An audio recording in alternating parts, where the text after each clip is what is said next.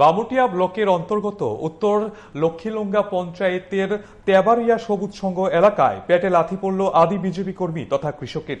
কৃষক হেমঙ্গল দাস জানান, ক্লাবের পেছনে সম্প্রতি ড্রেন নির্মাণ করা হয় এবং এই ড্রেনের জলের আউটলাইন দেওয়া হয় উনার কৃষি জমির উপর, যে কারণে বর্ষার সব জল আবর্জনা গিয়ে উনার কৃষি জমির উপর পড়ছে।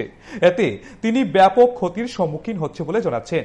তিনি ড্রেন নির্মাণের আগেই প্রধান প্রকৌশলীর সঙ্গে সাক্ষাৎ করেছিলেন, কিন্তু উনার কথা কেউ নাকি পাত্তা দেয়নি বলে অভিযোগ উনার।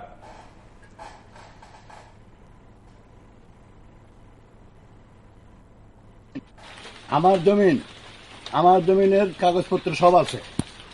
তৎকালীন এখানে তারা এই আমাদের উত্তর লক্ষ্মীলুঙ্গা আন্ডারের গ্রাম পঞ্চায়েতের উপপ্রধান এটার ভিতরে কাজ করে। তখন আমি উপপ্রধানকে জিজ্ঞাসাবাদ করছি। জিজ্ঞাসাবাদ করার পর উপপ্রধান আমার সঙ্গে অস্বীকার করছে, আমি এই ব্যাপারে জানি না। তখন উপপ্রধানটা আমি কইলাম, তুমি যদি না জানো তাহলে এই কাজ কেন হইতেছে? তোমরা তো এলাকার পঞ্চায়েতের প্রধানের অনুমোদন ছাড়া কোনো কাজ হইতে পারে না। এরপরে সে একদিন থেকে ফিরে গেছে জানি না কইয়া। তখন আমি গেলাম প্রধানের কাছে। প্রধানও আমার কাছে কইল প্রধানও সঠিক জানে না। এরপর প্রধানটা আমি জিগাইলাম, আপনারা যদি এই ধরনের মন্তব্য করেন, উপপ্রধানটা জিজ্ঞাসি, উপপ্রধানও কইতেছে জানে না। আপনার প্রধান আপনার কইতেছেন জানেন না, কাজটা কার ইয়েতে মারফত হইতেছে এটা আমি জানতে চাই।